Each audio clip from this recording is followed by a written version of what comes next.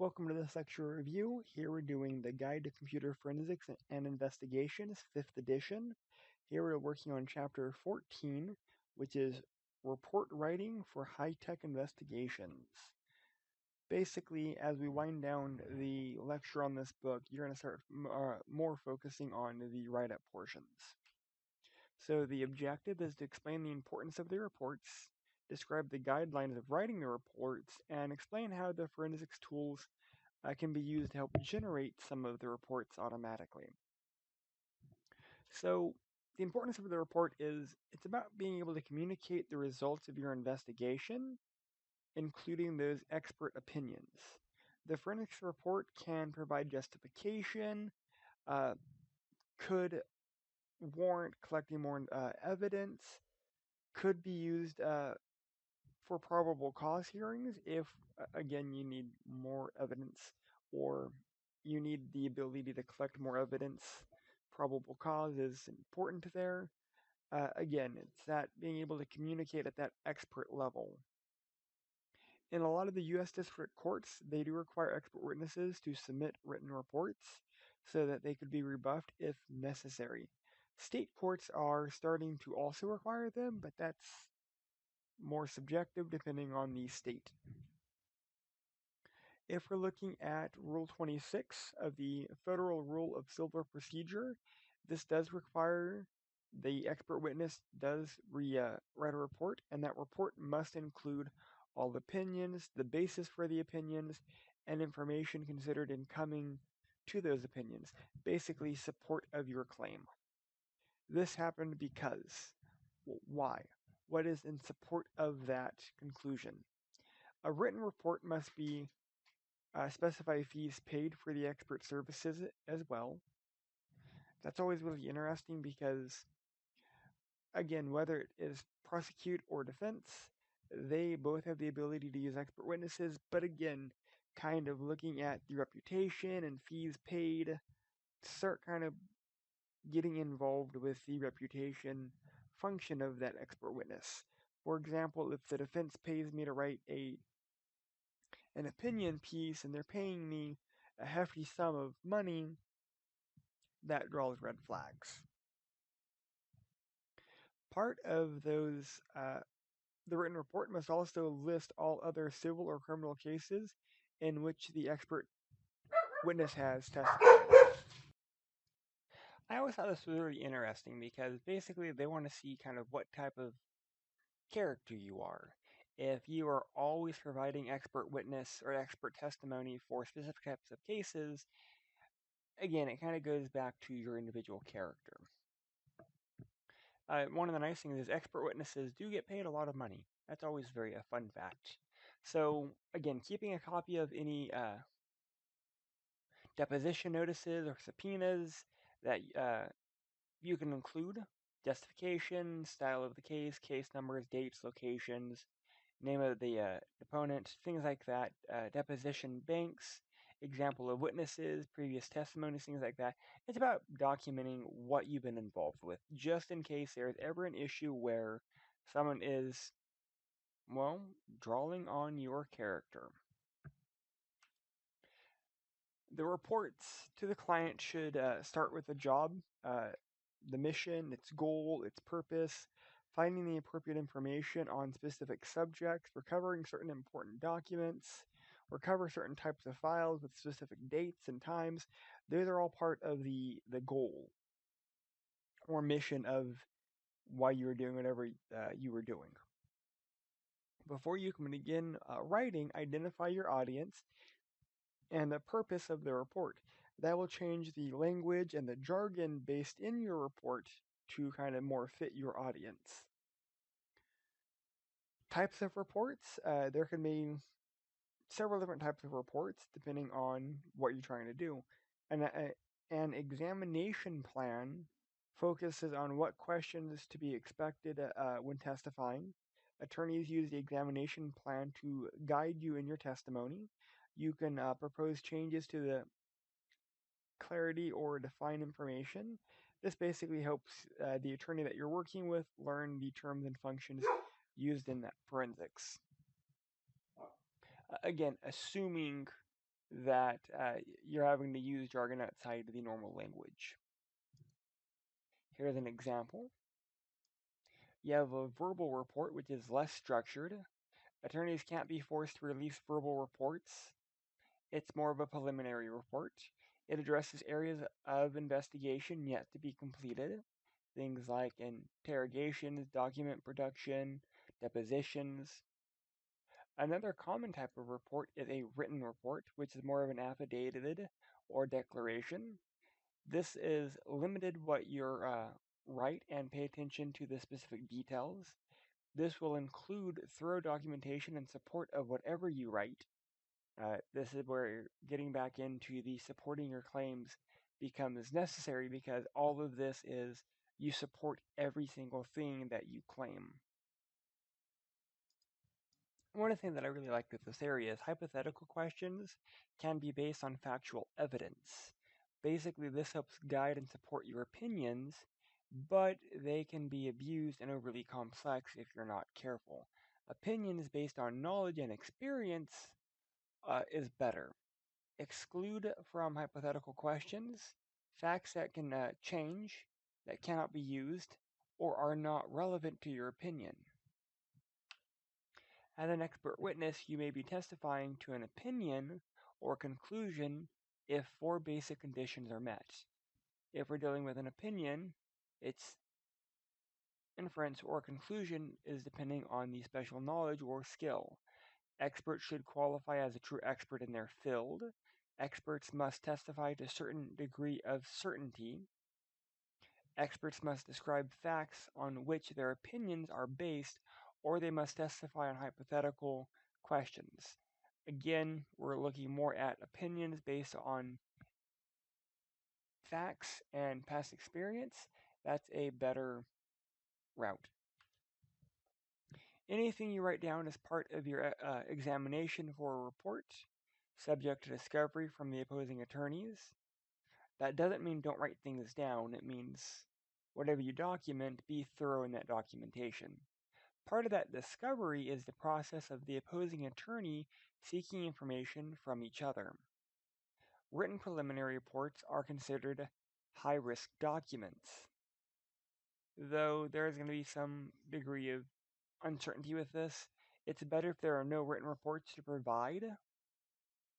Destroying the report could be considered destroying or concealing evidence, and that's illegal. Again, with this, depending on the lawyer that you're working with, some go write everything down. If you have nothing to hide, it doesn't matter what you're sharing with one another.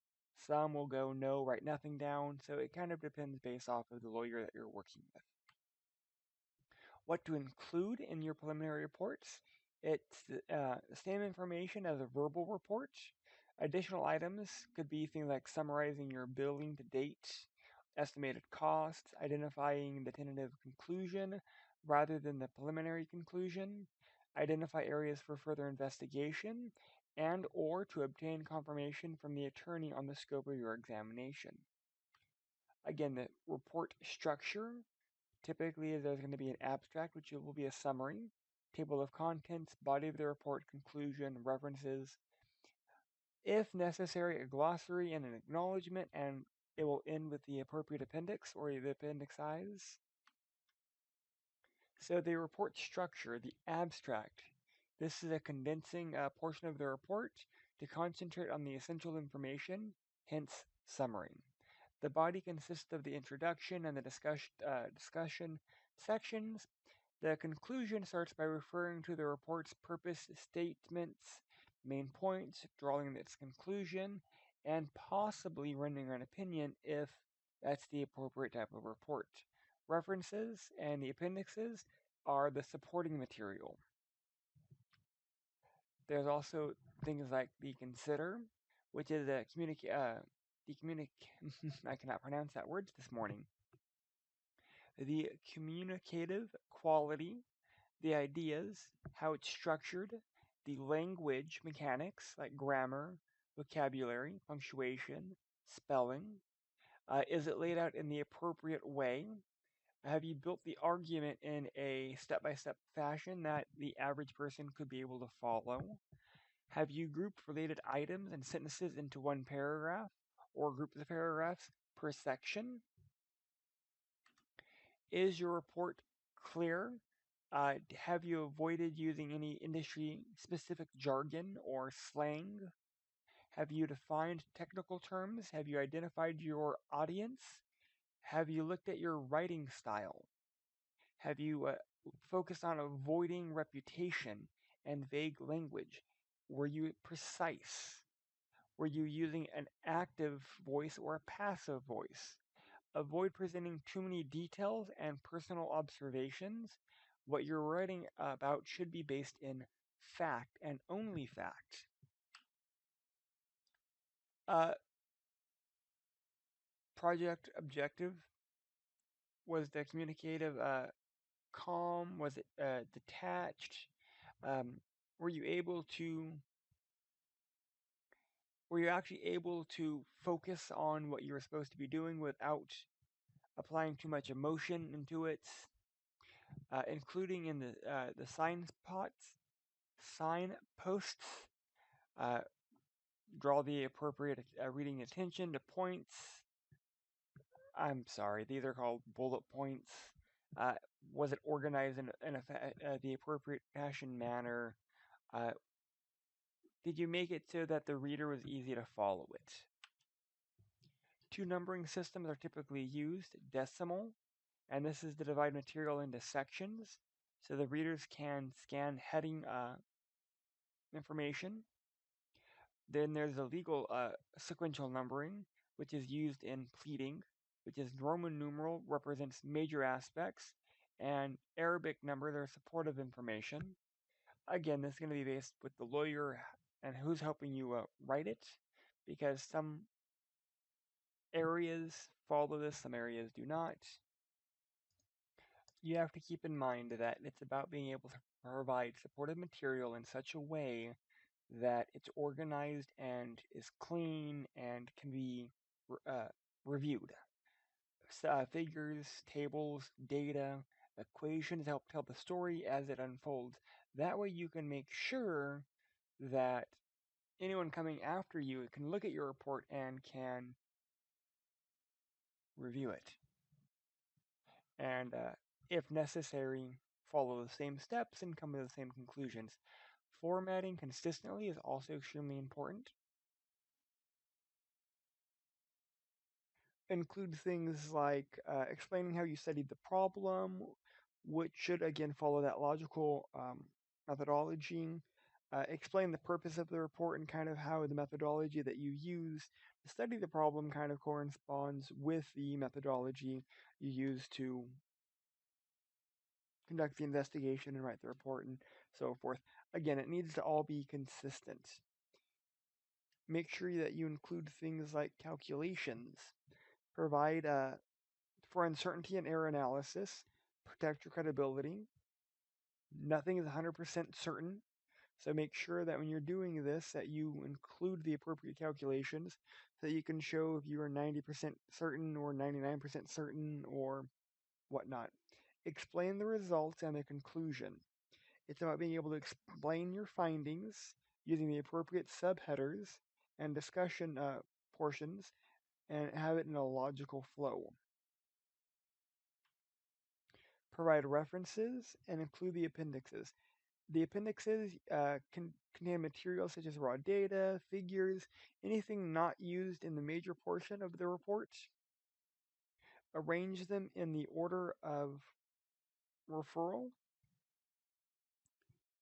The interesting thing is a lot of the forensics tools have the ability to generate reports, whether the reports be as a PDF, as a plain text document, as a Word process document, as an HTML or XML file. Each one has the ability to generate reports. If we're looking at ProDiscovery Basic, you can actually click on the Create New Project, add an image file to the project, search for a file extension. Here we go. Using the ProDiscovery Basic, you can actually have it generate a report. This will then create a new case, index the drive, analyze the appropriate evidence with the OSForensics tool, and then have OSForensics generate the reports. Here are some of the reports that they can generate. Generating an OSForensics report does help include the ProDiscover reports created previously, so everything can be combined. InCase does automatic case reporting. A lot of the higher-end forensics tools do forensics reporting. And that's actually the end of this chapter. Rule 26 for federal prosecutors, that's important. Again, having a well-defined report structure is also important. Clarity and again, conveying the appropriate tone. If you have any questions, please let me know. Thank you.